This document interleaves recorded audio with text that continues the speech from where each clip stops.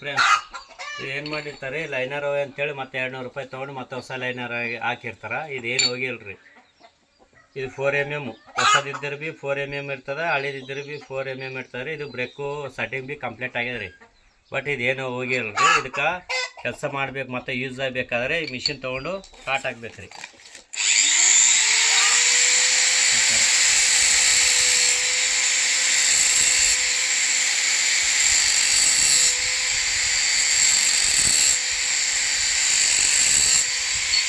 Start ಆಗಿ open ಆಗ್ತದೆ.